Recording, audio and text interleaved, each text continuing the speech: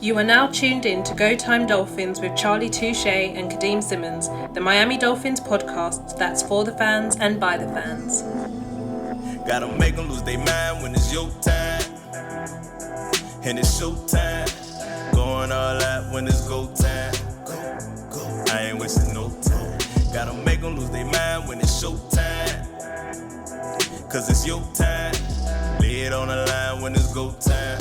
Go. Don't waste no time.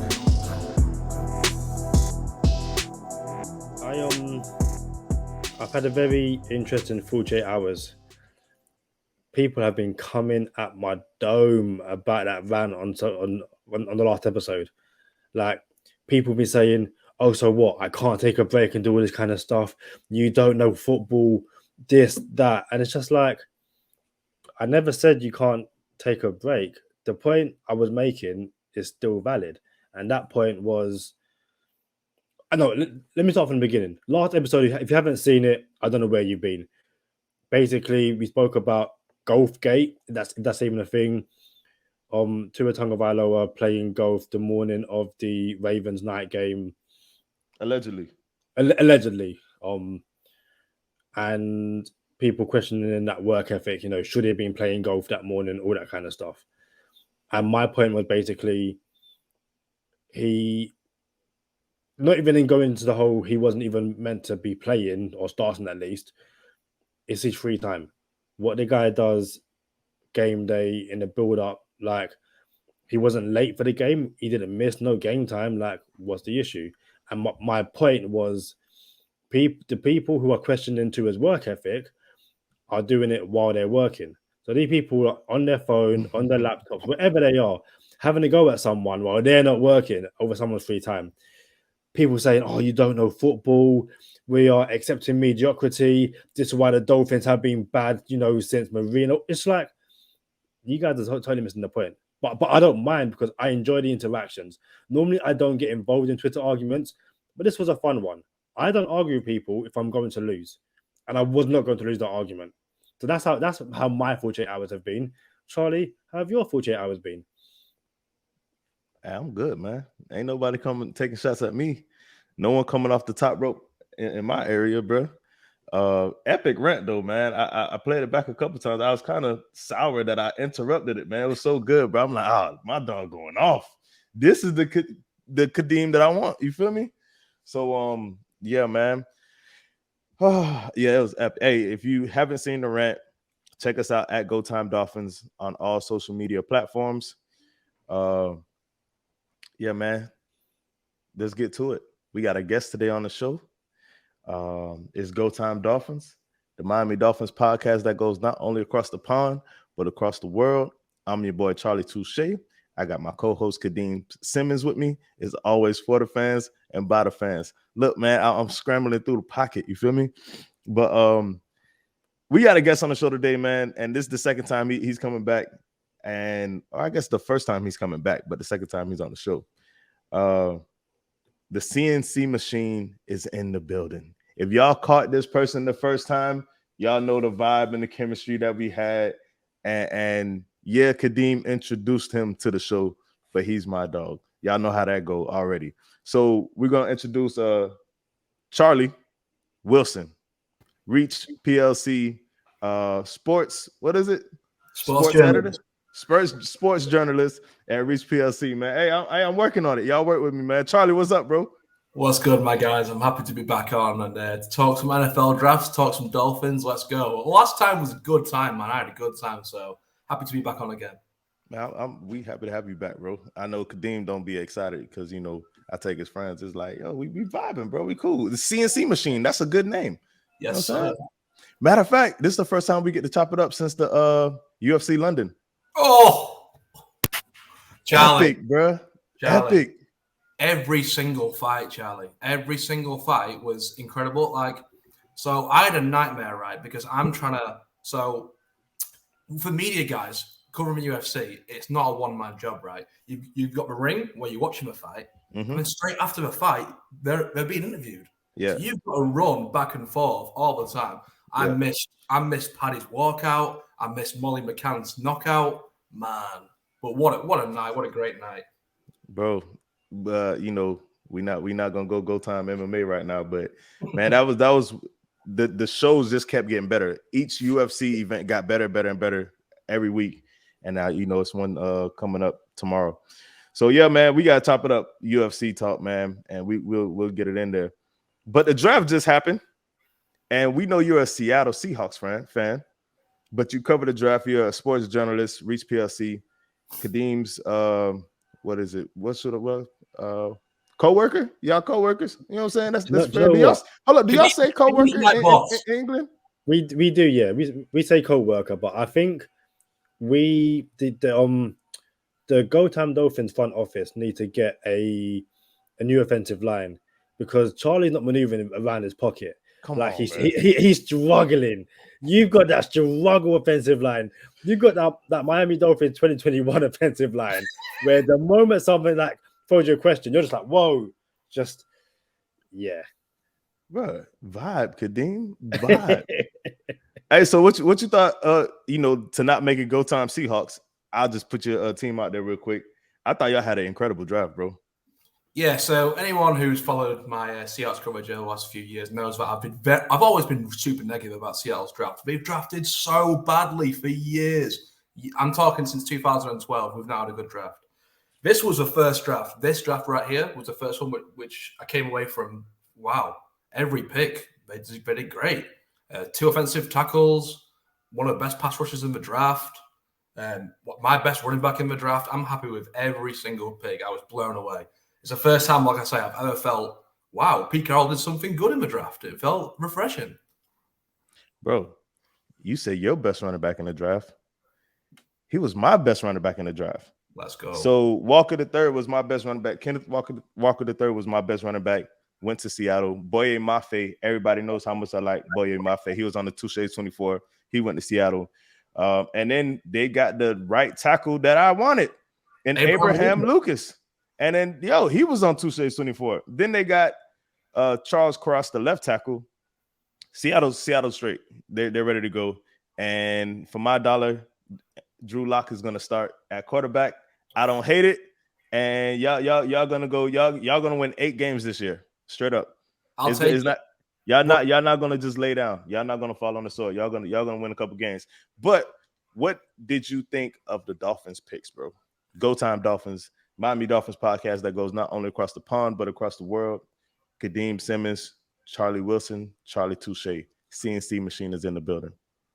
Yeah, so, I mean, I'm not just saying this because I'm on a Dolphins podcast. I told Kadeem this at the time. I rated Channing Tindall as my second top linebacker in the draft. I'm shocked that he fell as far as he did. I mean, listen, it's tough to get noticed when you're Channing Tindall, right? You're playing behind Quay Walker and Nakobe Dean, 2 players who should have got in the first round. Channing Tindall, his upside, you can argue, is higher than both. This guy is an absolute freak of nature. 6'1", and he jumps a 42-inch vertical. That's higher than prime Derrick Rose. Yeah. You go and watch Derrick Rose in 2012. Watch how high this man jumps. Channing Tindall jumps 2 inches higher. What are we talking about here? Plays coverage well, blitzes like a machine, plays like his hair's on fire. Everything about Channing Tindall, man, it's just exciting. Raw, super raw, but for those traits that he's got in the 3rd round, that is crazy. So that's an A+ pick for me all day. Closing speed, incredible with Channing Tindall. Kadeem, what you got? Yeah, I was lucky enough to basically spend most of the draft this year chatting to Charlie, especially Charlie Wilson is. That first night, the kind of like what the Seahawks was going to do, that was kind of fun. But yeah, speaking after the Dolphins made their pick, Charlie was like, yeah, this is amazing. I think Charlie's words exactly were the Dolphins got a steal with Tindall at where they did and stuff. So I think that's always good to hear. You want to hear others praise your draft class like that. So just from that perspective alone, it sounds good. It sounds promising. Hopefully that pans out on the field. I know there will be people who, I guess, would question why he didn't play as much over the past few years and stuff. And he kind of alluded to it in terms of, the guys ahead of him in the Kobe Dean and stuff. But could you kind of delve a bit more into that? Like, just how good was that defense was he playing on, and why it's not a bad thing that he didn't have as many snaps as, the others did? First of all, he's younger than both Quay Walker and Nakobe Dean. Nakobe Dean is, you know how Luke Kuechly used to sit there and just read plays and just get to a ball? Like, it's like, how do you know where the play's going to go? That's Nakobe Dean. He's undersized, but he's just a football savant. He's a leader. And Quay Walker was a guy with 6'4", all the measurables, again, being there longer than Channing Tindall. Tindall was sort of I guess the young pup in a sense, more athletic, quicker, raw, maybe not as polished as the other two. But like I said, when he came in, he was a beast. He was so impressive. I mean, if you saw Channing Tindall, just to go on a tangent, at the Senior Bowl, when he blitzed them a few times, and he absolutely dominated Cole Strange, who went in the first round to the Patriots. Channing Tindall dominated him. And I mean, there's so many plays with Tindall when he's on the field with Georgia. By the way, that Georgia defense, outrageous. I mean, they've got a guy in next year's draft who might be better than all of these players on the field. That's another story for another day. Yeah, Tindall obviously didn't play that much, but when he did play, super impressive. Man, I don't even want to jump back in. I just want to let you keep talking. Like, yeah, Dolphins did their thing. You feel me? Like, you hear the sports journalists telling everybody that we did it. You feel me? So with our moves, offseason moves with Tyreek Hill, bringing in Cedric Wilson Jr. from Dallas, Connor Williams, we improved the O-line, Teron Armstead, and now we go defense, bring in Channing Tindall, throw in Eric Ezukama. Hopefully he if you look at Preston Williams, he was a undrafted free agent that ended up being a starter. Eric Ezukama is a 4th round receiver. Hopefully he comes in with intentions of, I want to prove everybody wrong, right? So we don't have any high expectations for Ezukama, but the little that you know of Ezukama, what did you think of the pick? Did you think the Dolphins should have went more defense, or should have went O-line? Were you content with Ezukama? Like, I could see that. So my comp for Eric Ezukama was a poor man's Devontae Parker. I think he's an ex-receiver who you throw a ball up and go, can you make a play, please? Like, he's not a polished route runner. He's not going to beat you with his feet, with his technique. He's just a big guy who has good ball skills, but for me, it's a bit early. I think you can find those guys later in the draft. But listen, it's a position which Miami needed to fill. They needed a big receiver after losing Parker, and yeah, it's not where I would have gone, but it's a project player, and that's what you want. With 3rd round picks, you look for upside. It might take a year, it might take 2 years, but if he plays, if he gets on the field, it's a win.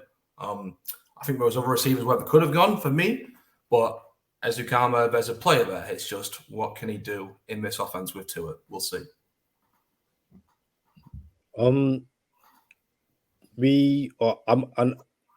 Internet issues, have prevented us from doing some of the things we wanted to do. So you sent me your horizontal board, and there's a guy you had a 2nd round grade on, who the Dolphins got as an undrafted free agent. You were hyped about this pick. Kellen D, tell Miami Dolphins fans what they have in this player. So either I'm just so far wrong on this guy, or the NFL so far wrong. Listen, how is this guy not worth a 4th round pick, a 5th round pick? I do not understand. You watch his tape, he gave up 7 pressures the whole season. Trevor Penning went in the 1st round, gave up 7 pressures in 1 game. What are we talking about here? Listen, NFL teams are weird, right? They will take players off their board because their arms are a bit too small. We want 33-inch arms. He's got 32.5. Not drafted him, sorry. And it's like, listen, at what point does measurables and, size not matter when the player plays well? Go watch Kellen Deach's tape. I see a left tackle there. Maybe not straight away, but listen, 7 pressures all year, 400 pass rushing snaps. What are we talking about? The Niners drafted Drake Jackson, in the second round, right? Everyone said, "Oh my God, 7th round, what a pick!" You go watch Drake Jackson versus Kellen Diesch. Kellen Diesch dominated him, ate his lunch, said, "Get off my field." Like, I just don't understand how you can watch these two prospects and go, Jackson's the good one. Diesch, undrafted free agent. I don't understand it. That is, for an undrafted free agent, is a joke. And like I say, I told Kadeem that before Dolphins picked him up, so I'm not just saying that on the podcast. Bro, who was the safety you picked up from Oregon? Is it Vernon McKinley? Is that how you pronounce his name? Yeah. The third, right? McKinley. Yep. How you say it? Verone McKinley. Verone McKinley. Yep. So his pickup was intriguing to me because I think he's a little small, right? A little bit smaller on the smaller side. Right. So I can see him potentially being that nickel. Like, look, we need help in the nickel. We need to be deeper in the nickel. Our safeties are pretty solid. Played with friend of the podcast, Javon Holland. You know what I'm saying? Went out to Oregon. So I could see Verone McKinley being more of a slot option in the nickel. Yep. And I was just telling Kadeem on the last episode, it's competition for everybody. You know, and we'll get the Skylar Thompson too. So it's competition for every single person on the roster. If you thought Teddy Bridgewater was just going to be comfortable because he's the backup quarterback, that's one thing. But even the practice squad quarterback has to have competition too. So shout out to Sheldrick Redwine. Hit us up on IG. I don't know if we could call that friend of the podcast, you know what I'm saying? But you know what I'm saying? But hey, shout out to Redwine. You feel me? He's affiliated. So yeah, man. So Redwine is going to put pressure on Eric Rowe. McKinley the third is going to put pressure on Redwine. Undrafted. These boys are going to come in like, hey, I'm not on the team. I don't get a check. I need to come in and try to win a job in the NFL. So you need that type of competition. So the question was, you know, a lot of people got jokes about, oh, Skylar Thompson, the next quarterback. Tua better watch out. Like, listen, I'm gonna tell you like this: you have to have a practice squad quarterback. You have to have someone who knows the playbook. You feel me? So if Tua goes down, Teddy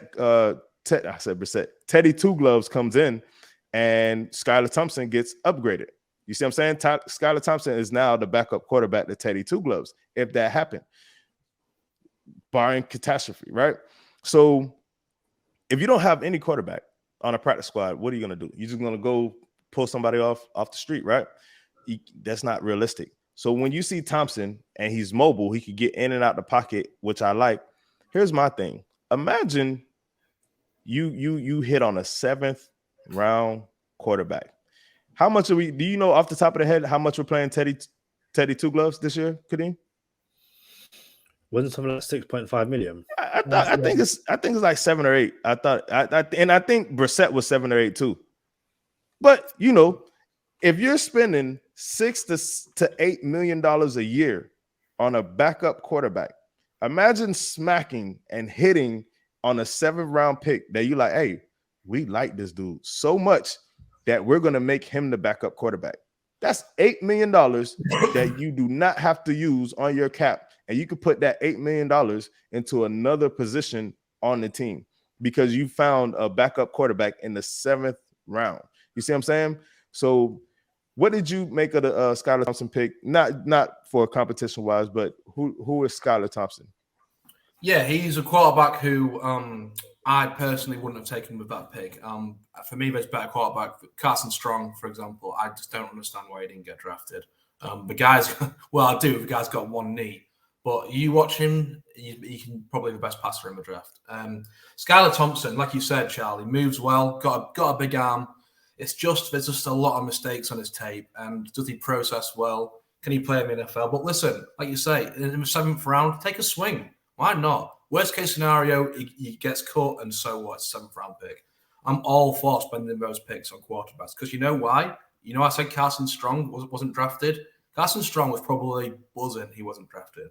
Skylar Thompson, when he was drafted by the Dolphins, 30,000 guaranteed.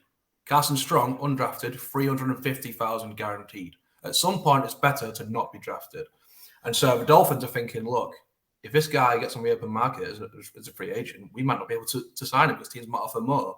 We can get him for 30,000 guaranteed, a quarterback who could pay off. Why not take a swing? I don't see it personally, but listen, I've been wrong plenty of times. I could be wrong again. You know what's funny to me is, well, I can't give credit to Mike McDaniel, but the offense that the 49ers run with Kyle Shanahan and Mike McDaniel being behind the scenes made every quarterback in that offense look plausible. Like you know what? You guys look pretty decent in this offense. So much so that I thought CJ Beathard was a better option than Garoppolo. Nick Mullins, for my dollar, is better than Garoppolo. But we're not taking that to trial. You know what I'm saying? So when Mike McDaniel says this is the quarterback that I want, I trust it, and I would not. You know, I haven't dove into the Thompson tape, but I like the idea of if we could hit on a quarterback and make him the backup. Not saying that this is the case or that's what they're trying to do. I think he's just practice squad. You got to have bodies at camp and stuff like that. But if you could hit on the quarterback late and he ends up being a backup, you could save $8 million a year. And that's a whole position. That's an extra slot corner. That's an extra backup DN. That's a linebacker that you could pay for. What did Melvin Ingram get last year, right? So that's money you could use elsewhere. Yeah, I think it's a very interesting. The word isn't dilemma, but the whole getting drafted in the 7th round, as opposed to going undrafted and probably potentially getting more money and the pick of the team that you get to go to. I think for some, it's more just a matter of hearing your name called. Like no one can ever take that away from you. I'm sure there'll be guys. I know. I'm drawing a blank here.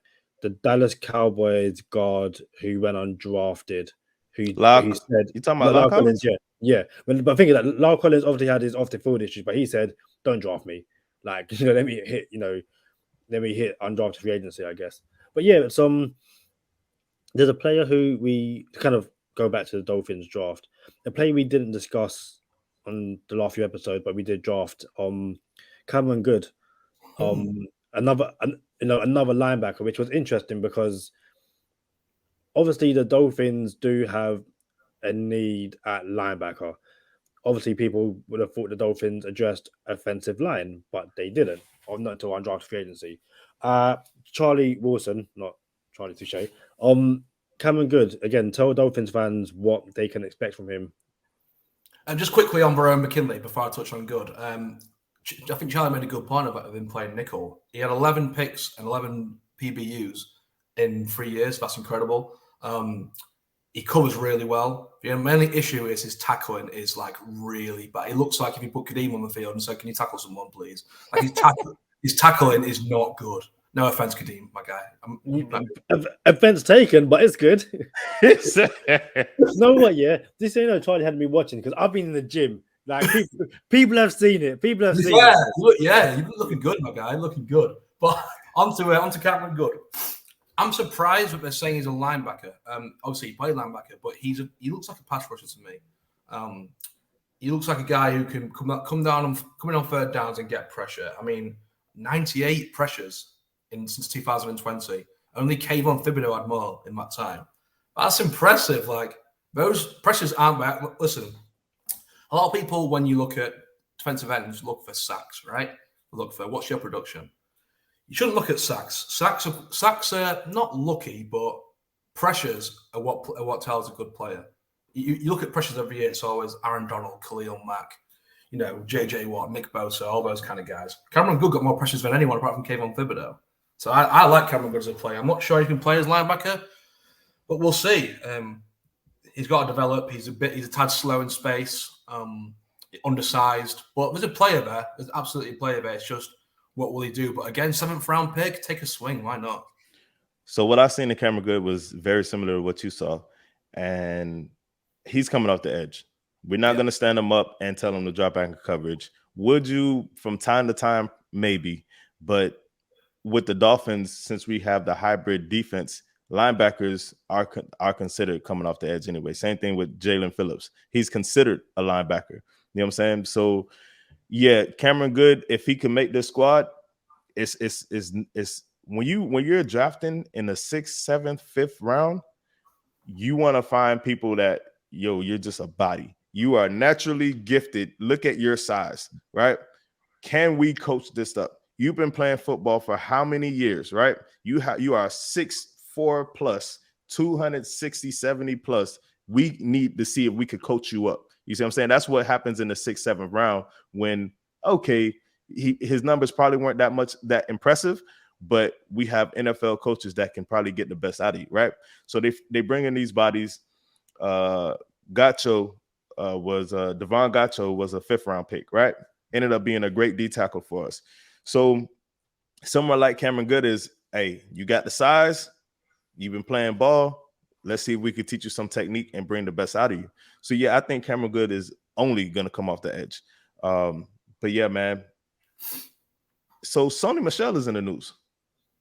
What you think about that, Kadeem? I don't get.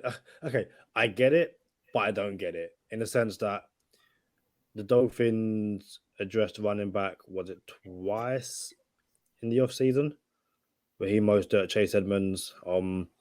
But at the same time, if we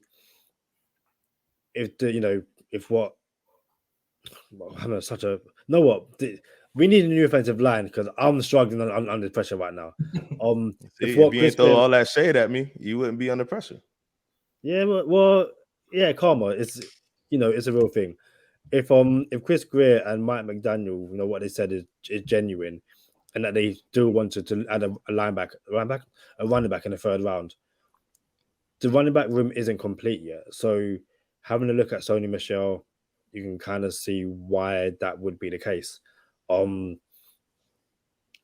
people would say go get a Saquon Barkley, a Josh Jacobs. Just this room isn't complete. Even though there's like we said, Edmonds, Raheem Mostert, friend of the podcast, Mars Gaskin, Savon Ahmed, Jared Dokes. The chances are you probably will see Patrick Laird back at some point because he's just someone who seems like he's just around for the next few years, I guess.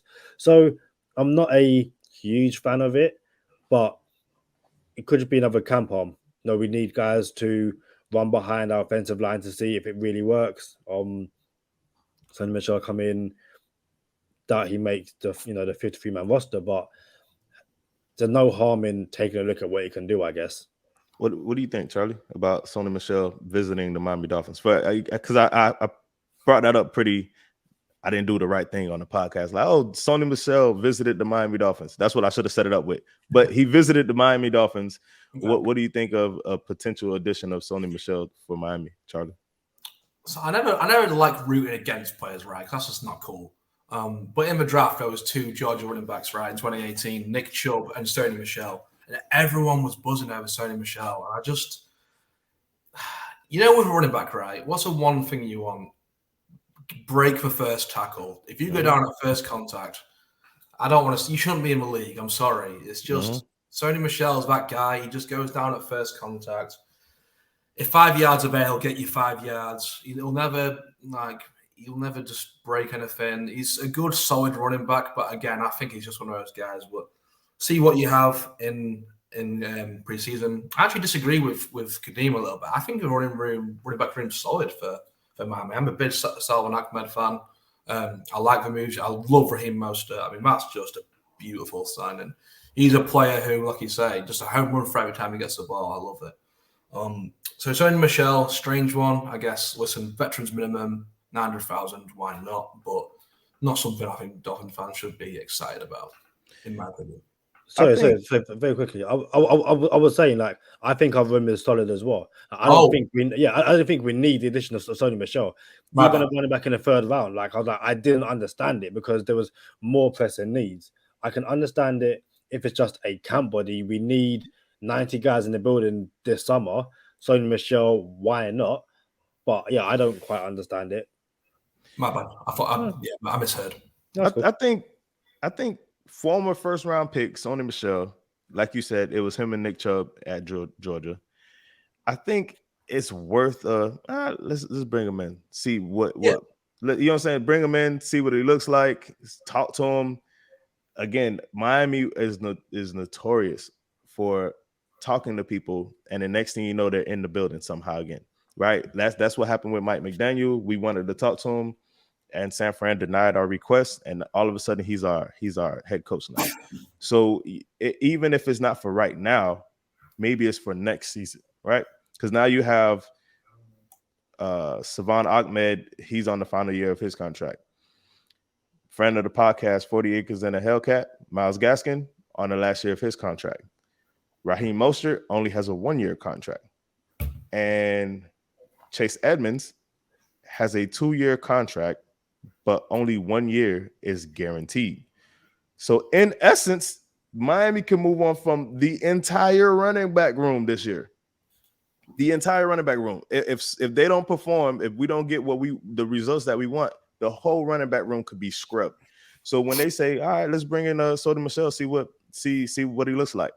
Not only do you get the opportunity to see what he looks like, you get the buzz in the running back room that, hey, we're not done yet. Y'all boys don't get comfortable. You know what I'm saying? Like, did y'all thought we were done? How you pronounce Zaquandre White? Is that how you pronounce it? White? Yeah. What you think about White? Yeah, good player. A real third down back, a bit like James White in a sense at the Patriots. He can catch out a backfield, really slithery. He's not a sort of in between the tackles guy. You want to send him on outside zones and get plays horizontally. But yeah, I like the pick. That's where you should draft a running back, in my opinion. Seattle drafted Kenneth Walker high, but such a talented player that Kenneth Walker is so good, bro. So good, bro. So all right, I'm gonna throw some running backs at y'all since we're on the topic of running back real quick.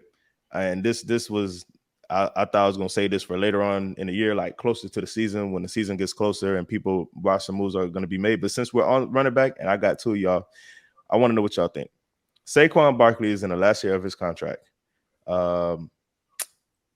David Montgomery is in the last year of his contract. Kareem Hunt is in the last year of his contract.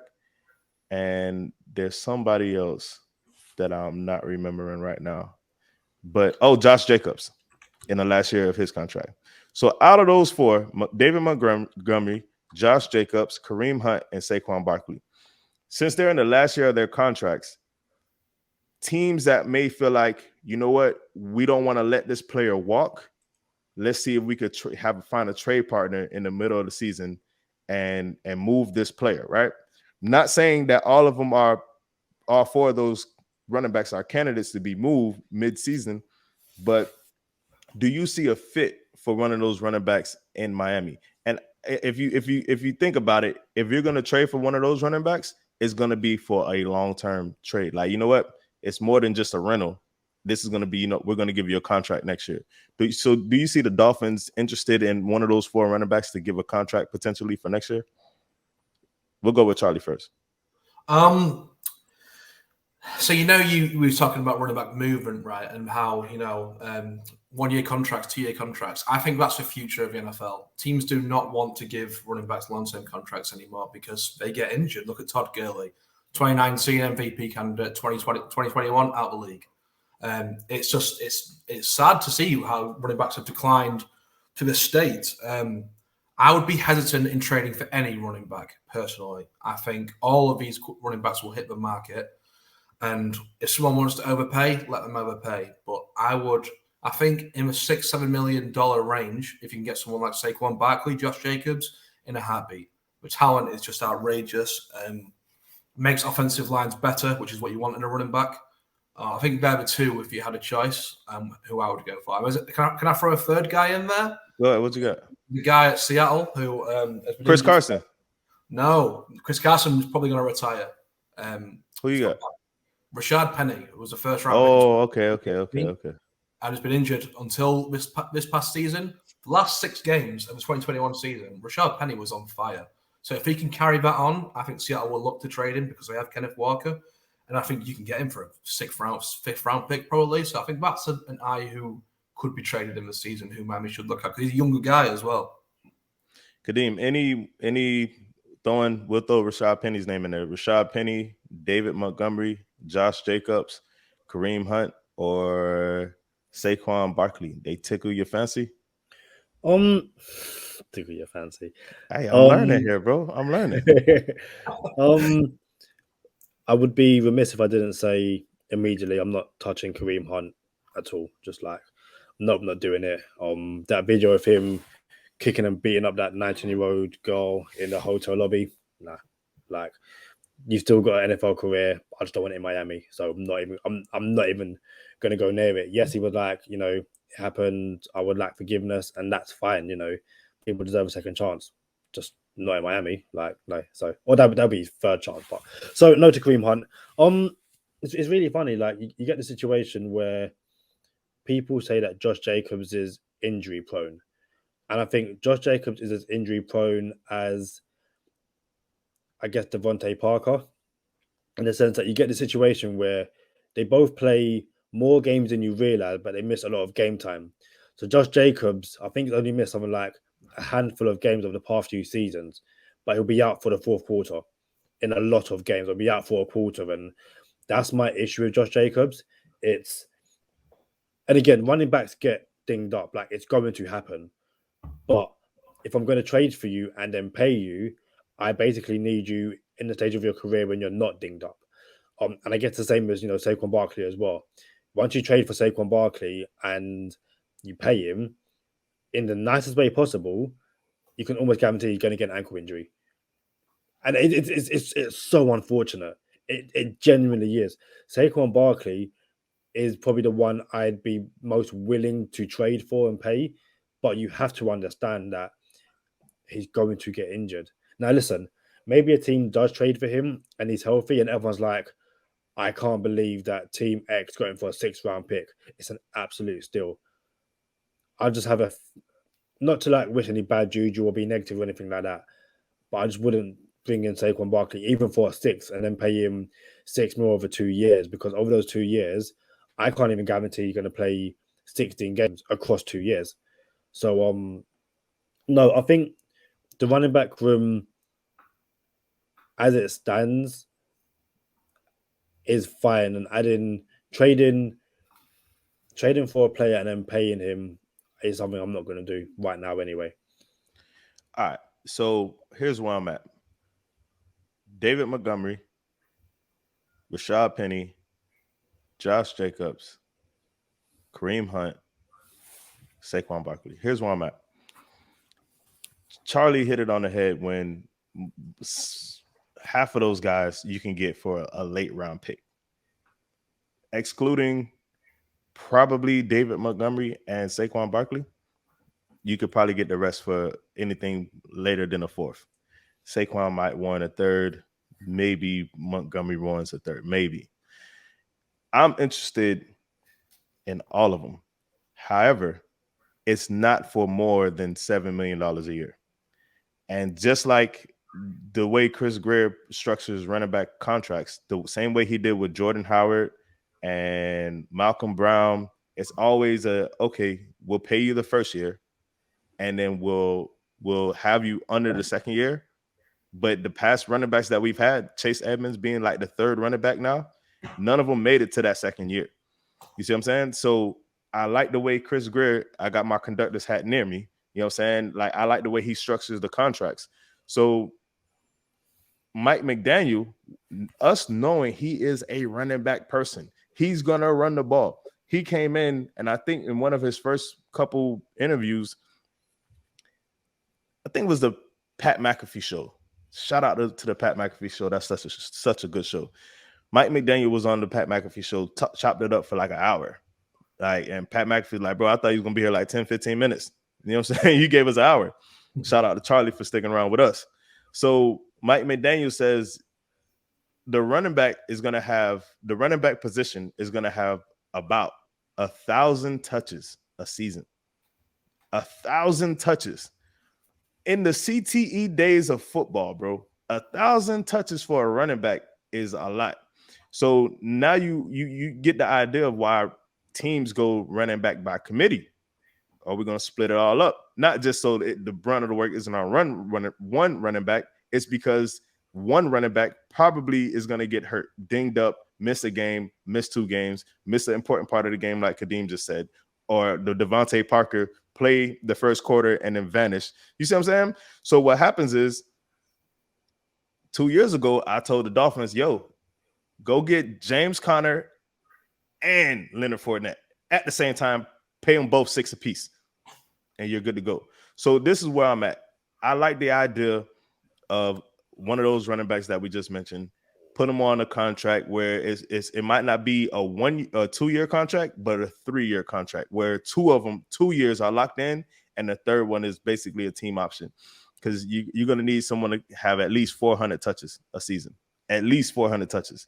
If you divvy up the math on 1,000 touches for your running back in the season, you want to give your lead running back as close to half of them as possible.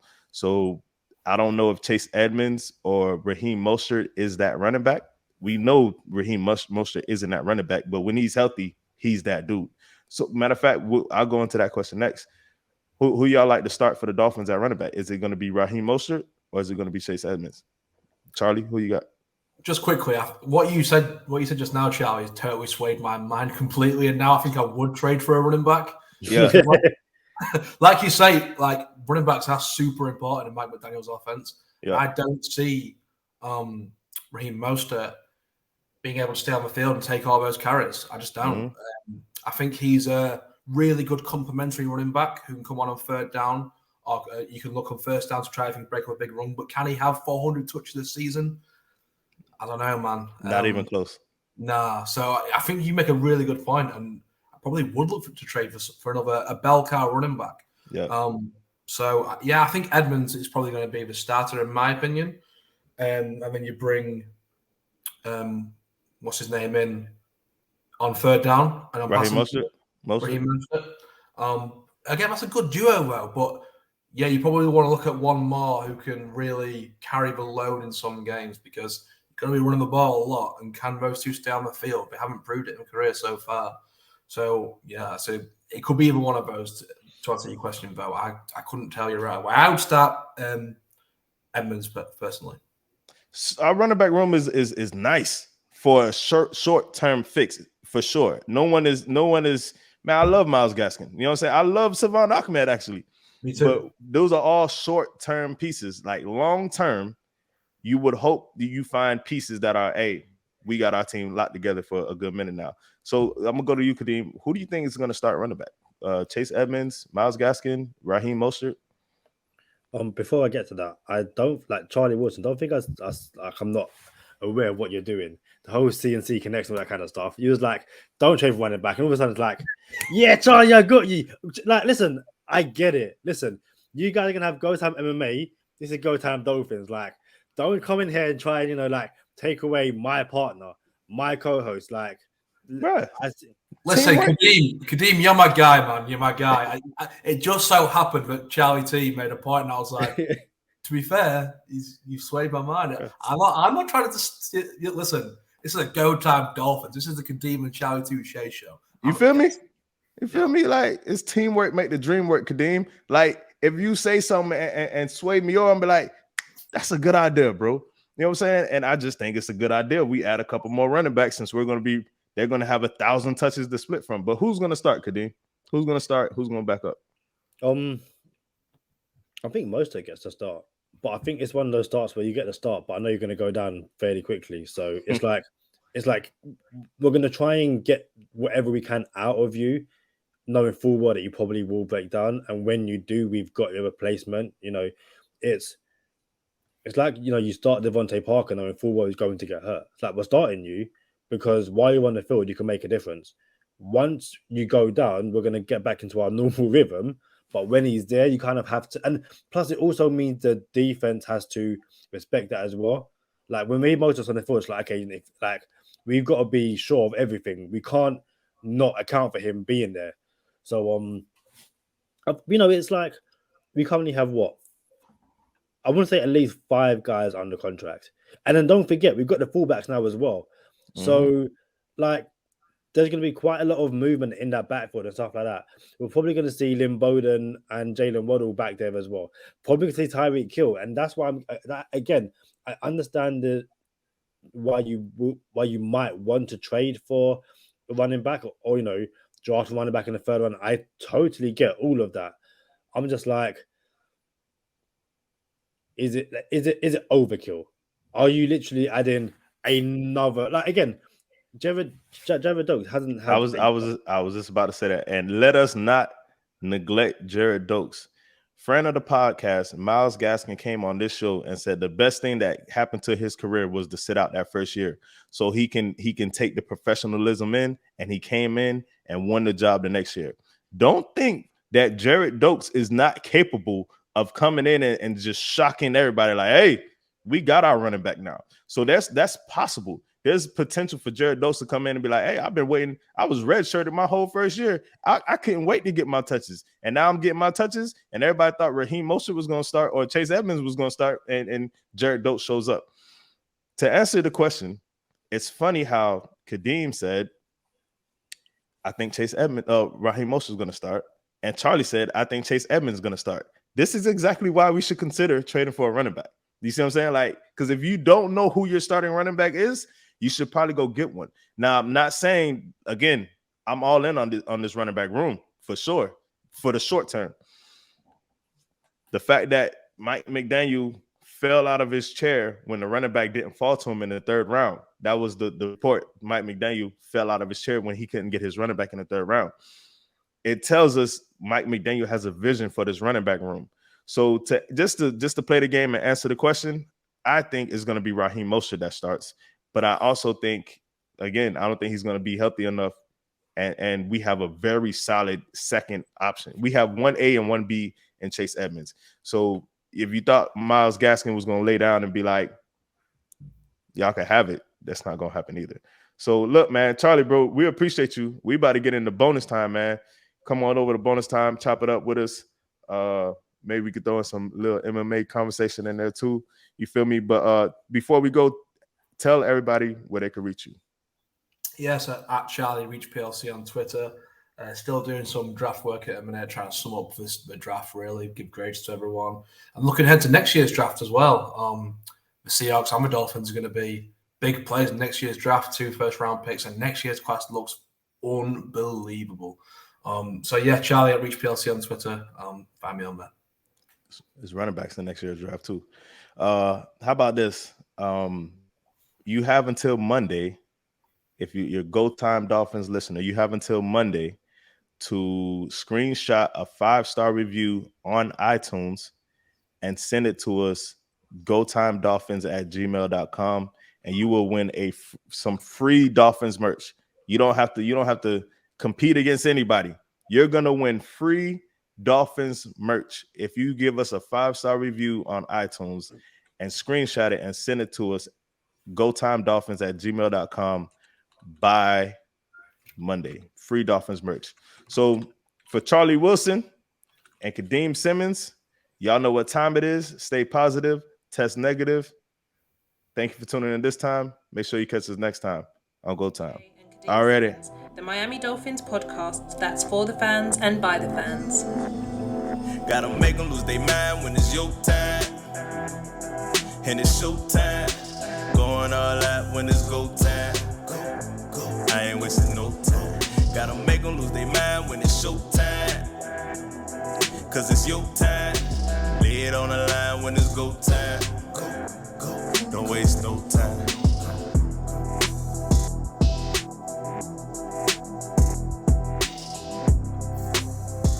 So before we truly delve into bonus time, Charlie mentioned before bonus time, the free Dolphins merch giveaway. We haven't forgotten about the Waddle giveaway. Next episode, tune in from the start and you'll find out how to win that Waddle giveaway. We finally worked out how it's going to be done. So that's all good. We also got a giveaway coming up with Mike McDrip, Miami Kid at 88. So listen, the giveaways are coming thick and fast. You've also got my Javon Holland jersey giveaway coming up. Listen, Go Time Dolphins. We love our fans. We're giving back. Hey, Kadeem, I think there's a bet in there. Over under 3.5 trades. Remember? Yes, we've got that as well. And you said under? I believe I said under, yeah. Dang, so I lost that too. All right. So hey, just know there's a gang of giveaways coming up. I lost the Waddle punt return bet. So someone's gonna win by one as well. No, not by one, by half. Yeah, so yeah. I lost by half. So that was a bad beat. You know what I'm saying? So I lost that. Someone's gonna win Miami Dolphins slides. Yeah. Someone's gonna win a Javon Holland jersey. Someone's gonna win a Jalen Waddle jersey. Yep. Someone's gonna win Mike McDrip. We'll get into that giveaway. Man, awesome dude for doing that. We're not gonna disclose that, but he's gonna give away something on this show. Last but not least, I'm gonna fly to London, smack Kadeem all over the pitch and the field, and then someone's gonna win a PS5. You know what I'm saying? And if LB comes, someone's gonna win 2 PS5s. So Go Time giveaways on the way here on Go Time Dolphins. Y'all know what time it is, man. This is where y'all want to be. Tell a friend to tell a friend to tell a friend. Charlie Wilson, can you play quarterback? I mean, listen. I can throw a little bit. We might need to make Charlie the quarterback for this because I'm not trusting LB. Not trusting LB. So we've got Charlie Wilson. Obviously, I played one game at uni and went 10 for 13, one touchdown, one pick. So, not terrible, not great, not terrible. Hey, so Charlie, here's the deal. Pre-COVID, it was during COVID, but we didn't know COVID was going to mess it up like this. Me and Kadeem had a bet, and it was really like the first ever bet we had on Go Time Dolphins, and it was Kadeem. We had a series of games where I felt like I could be a better goaltender in soccer. See, and this is how I know he's going to lose it. He said goaltender, Charlie, a better goaltender. This isn't hockey. But yeah, so I had to. No, man, that's tough. Listen. So cool. Laugh it up. Live it up, bro. So look, I feel like I could be a better goalie. That's what y'all call it? Goalkeeper, goalie, yeah, fine, yeah. I feel like I could be a better keeper than Kadeem, right? Now, that's his sport. My sport is football. Kadeem feel like he might be able to wrap me up. I seriously doubt it, not even in his wildest dreams. So we put on a bet, and the bet was supposed to be, I'm going to take 10 shots on goal. He's going to take 10 shots on goal. PK format, right? PK format. Let me live, bro. PKs. Let me live. So then we're going to go to the football field and we're going to run 10 routes apiece. And whoever catches 10 passes or has 10 completions will add up the score with whoever makes. It's basically on aggregate with the PKs. You see what I'm saying? All in all, the loser will have to give up their PS5. Listen, a Go Time Dolphin listener will win a PS5 depending on who either you're gonna win my PS5 or you're gonna win Kadeem's PS5. That's not enough though, Charlie. I got a cousin that went to London with me twice. This man, he be rapping and he thinks he got an arm. So Kadeem was like, oh, let's get LB to throw for him. I said, bruh, if LB is your quarterback, LB need to put up his PS5 too. And I guarantee on 10 routes that you guys will not complete a 10-yard pass on me on 10 routes. And if you lose, y'all both got to give up a PS5. And if I lose, then I'll give up 2 PS5. I got to buy an extra PS5 to give it away. But so be careful when you listen to Kadeem talking about, hey, you want in on this. He already trying to change the quarterback. Now, listen. If you give me and Kadeem 10 routes, we're getting 5 at least. 5 what? We're getting 5 completions out of 10. Over 10 yards? Yeah. No. Yeah. No. I can just send them on a little double move. No, it's not happening, bro. It's not bro. But bearing in mind, you got a PS5, Charlie? I do. Listen. Listen, I'll jump on a train. I'll come to London. Let's go, my guys. Hey, look, man, we're going to work out the details. We haven't got there yet. Just know it's a gang of Go Time giveaways coming up. PS5 is going to be on the wood. Money on the wood, make the bet all good. So Yeah, man. Let's get into. I guess let's officially get into bonus time since we ain't even starting that yet. But go ahead, Kadeem. Bonus time is a Charlie Wilson thing this time. He wants to just, and it's if you listen to the Oliver Hodgkin episode from PFN, one, go check it out. It's brilliant. The work for the 2023 draft class is already well underway, and Charlie Wilson is part of that as well. And Charlie had a few plays he wanted to kind of bring up this right now, to be fair, and that's basically because the Dolphins have 2 first-round picks. So, yeah, Charlie, take it away. Yeah, so both Dolphins and Seattle have 2 first-round picks, right? And we've both got quarterback questions.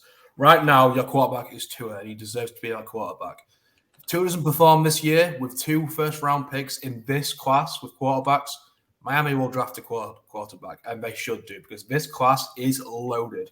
I've got 6 guys, probably 5 guys, who I think are good number 1 overall.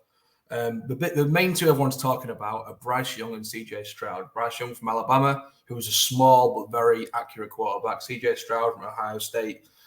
I'm not a fan of either of them. I think they're both good. I think there's a better prospect in the class. His name is Will Levis from Kentucky. If you type his name on Google, he like eats banana skins with the skin on. Like he's I heard about dude. Yeah, but I'm telling you, man, watch this guy. He looks like Josh Allen. He's a big guy, big arm. He's got everything. Throws with touch. Got a cannon for an arm. I just love his game. Guy from Miami called Tyler Van Dyke, who came in and just looked brilliant in his first year. Beat out De'Aaron King. Yeah. He's got a weird motion where he just sort of like flicks his wrist and it goes 50 yards. It's beautiful to watch. De'Aaron King signed to New England as a undrafted free agent. As a wide receiver, though, not as a quarterback, which is... I didn't know that. I didn't know it was as a receiver. Yeah, and then the 2 more guys, one guy from Boston College, Phil Yurkovich, who's a guy who was injured last year, but if you watch him play, he looks like a young Ben Roethlisberger. I mean, he's a big guy, never gets sacked, he just takes the contact, throws the ball downfield, just a ball player.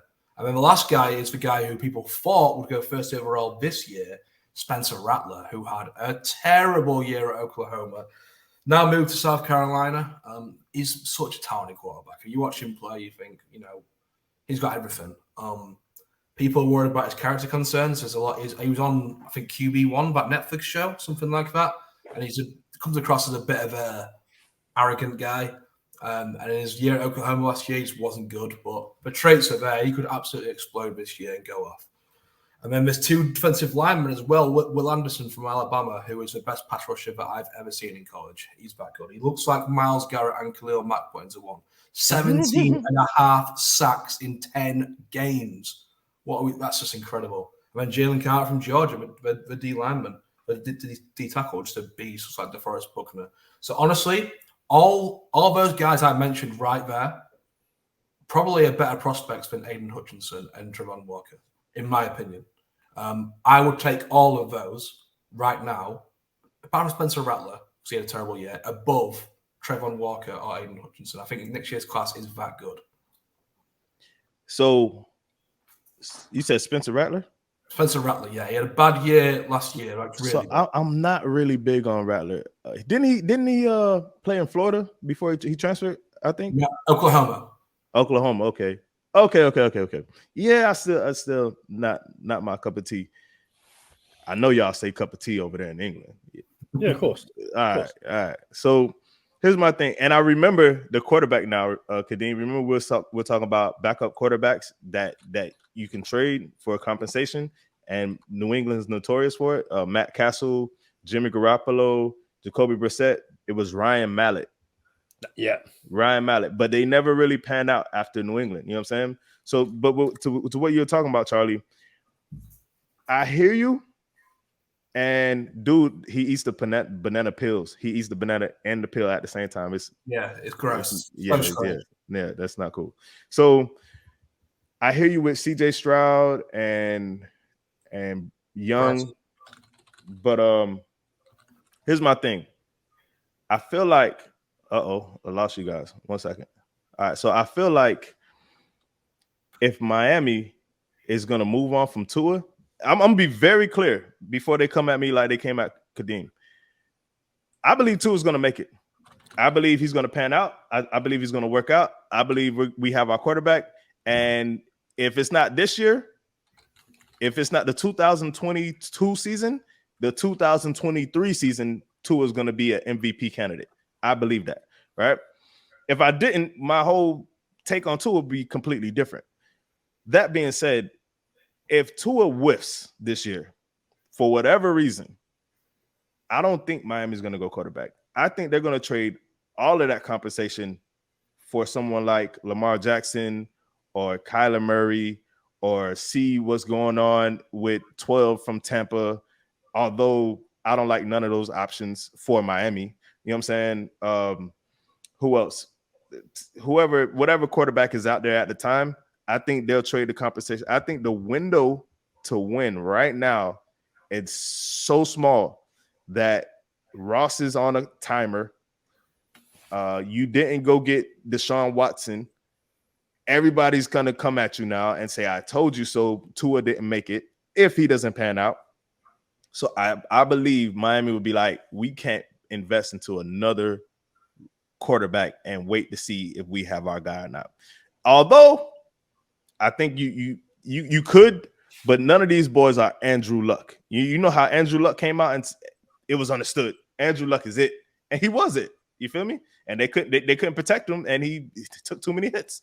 You know what I'm saying? The best quarterback in that draft was not Andrew Luck, though. Remember? Who was it? Russell Wilson was a third-round pick in that draft. Bro, you telling me Russell Wilson was better than Andrew Luck? 100%, yeah, absolutely. See, that's that bias. That's a Seattle Seahawks fan bias. Bro, it came out. It just came out. You mean at college or in the NFL? NFL. Listen. You telling me if Andrew Luck played as many years as Russell Wilson played, yeah, you would take Russell Wilson over Andrew Luck? Yeah, not even close. Yeah, that's that bias. That's the bias, boy. Russell Wilson's numbers are far superior than Andrew Luck's. Far superior. Bro, the stats don't tell everything. They tell some of it, but they don't tell everything. What do you want? Wins, passing yards, touchdowns? Yeah, that's cool. That the stats don't tell everything. The eye test plays a major role in it too. Yeah. If you let's just do this. If you put Andrew Luck on that Legion of Boom defenses, with the Legion of Boom defenses, Andrew Luck guarantees more than one Super Bowl. If you put Russell Wilson on one of those Colts teams in the past 8 years, he would have won it out a long time ago because they got him hurt so many times. Same exact way Andrew Luck went out. Like, you know what? I'm hurt. I can't even play. You seen Russell Wilson he couldn't even stand behind that line, and he already won it out. So I think it's circumstance, and I think it's look, Phillip Rivers to New York and Eli Manning to the Chargers. We're talking about a whole different conversation. So if you put the eye test in there, and those stats in there, and all and include all the circumstances, I think Andrew Luck is a better quarterback than Russell Wilson. I will say neither of those two won Rookie of the Year the first year as well as RG3. Yeah, Andrew Luck had 3 really good years, and the rest he was an average quarterback. It's just true. But listen, the traits were there. He looked like he would go on to be one of the best quarterbacks of all time, and I get what you're saying. He has better traits than Russell Wilson, right? He's bigger arm, sees the field, but Russell Wilson's numbers, and I know you say the eye test, but he wins. He just listen. Russell's been traded from Seattle, right? I'm happy about it. I get it. Hold up, before we go though, Kadeem, you have something else? No, I'm watching the implosion of the CNC machine. Like, I'm just sitting here. Listen, like it was always going to happen. Like, no one can come between myself and Charlie. Like, there's always going to be something which makes you go, hold on, what did you say?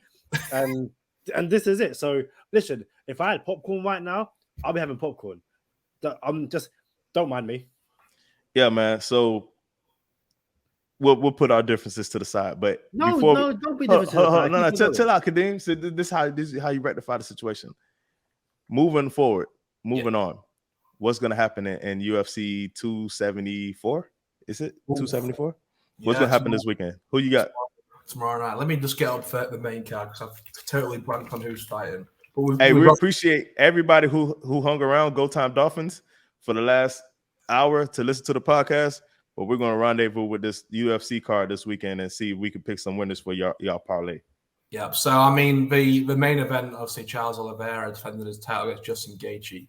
Justin Gaethje is my favorite fighter. I mean, this guy just stands there and just like, every what's the word? I guess casual fan, right? When they watch boxing, UFC, what do they want to see? Just a fight, just a brawl. That's it. Two guys standing in a pocket, hitting each other. I'm stronger than you. I'm gonna knock you out. That's Justin Gaethje. He's never in a boring fight. I think he'll beat Oliveira. He's a big underdog. I've got him to win. I think that's a great bet to put on if you want to put that on. And then another fighter who I also think is one of the most exciting fighters, Michael Chandler against Tony Ferguson. I love watching Chandler fight, Charlie. I love watching him fight. He's a beast. Like, he doesn't stop. He's a fighter too. Yeah, I've got him beating Tony Ferguson too. What about Carla Esparza and Rose Namajunas? Thug Rose. Thug Rose. Jeez, do you remember when she got dropped on her head that time by Andras, Jessica Andras? That was the scariest thing. Kadeem, have you ever seen that? No. Nah, Kadeem don't see nothing, bro. Oh Kadeem plays video games and stays in the four corners of his room. When UFC first started gaining traction, especially in the UK, I'm talking like Bisping, Forrest. Is it Griffin? Forrest Griffin. For Forrest Griffin, like I was there up until 3 a.m. in the morning watching all that stuff. I had the first UFC game that came out. I was a UFC fan. Like I was that guy. Like Rampage Jackson, like GSP. Let's go. Look at you. Yeah, look at you. I see you, Kadeem. I see you. Is it Lyoto Machida, the Brazilian guy? Lyoto Machida, bro. You just put a name. That's a nugget right there, bro. I was an MMA guy, and then it got to a point where, like, you know what? This was like, I was at uni, so I'm talking like 20, I was 18, 19, 20. Like, I was heavy into UFC. No one watched it with me. It was like, oh, no, boxing. But I was like, listen, this is the thing. And then after a while, I just got bored of it. So, listen, I can do MMA. I can do UFC. Dang, Kadeem, bro, we could have been a partnership, bro. Like, dang, these boys, Dolphin fans, Go Time MMA. We could have did this, bro. You left me hanging out to dry, bro. That's crazy. Lyoto Machida, that's a name. You pull that out your back pocket. Right there. Yeah, hey, so I'm gonna tell you who I got. I actually got Carla Esparza winning. Okay. I got Esparza winning. Although Rose is way better than the first time they met. Rose lost the first time they met. Yep. But I think Esparza's wrestling is gonna neutralize Rose on the feet. So I think Carla's gonna take it to the ground, and we're gonna have a wrestling match for 5 rounds, and it's gonna go to decision. This might be the only time ever that you want to put 100 pounds on a draw. And you know how the draw be like plus 7,500? You might think about putting it on a draw right now, because you can see a round that goes 10-8 because of the wrestling, and then Rose will win a couple, and then one round will go 10-8. You know what I'm saying? So it could get weird.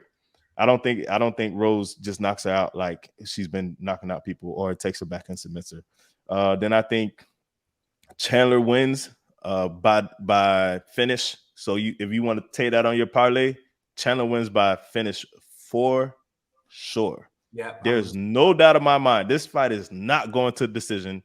Chandler's going to knock him out, and Ferguson's going to have to reconsider his career. He's going to be like, all right, I'm done. I'm finished. Last but not least, Gaethje versus Oliveira. As much as I want Justin Gaethje to get a belt, I think he's fought like the toughest fights, bro. Like you went up against Tony Ferguson, Michael Chandler, Habib. You know what I'm saying? Like, you had the toughest road, bro. But now you got to go against Oliveira, and it's the Olive era. You know what I'm saying? So I think Oliveira gets it done. Justin loses again, and then somewhere along the line, within the next 12 months, we're gonna see Oliveira versus Islam Makhachev. And then that's going to be the closest we will ever have gotten to Habib versus Tony. That guy, Islam, wow. I mean, these I think we spoke about it last time, Charlie. These wrestlers are just taking over the sport. The Russians, Dagestanis. Yeah, they're just taking over. Like they are not playing around. And I know Hamza is obviously Swedish from Dagestan, but I mean, that guy. I mean, tough fight against Gilbert Burns he had, but how incredibly talented is that guy? I mean, it's just outrageous. Hey, we about to cut it off before we lose fans talking about Go Time MMA, but we appreciate y'all, man.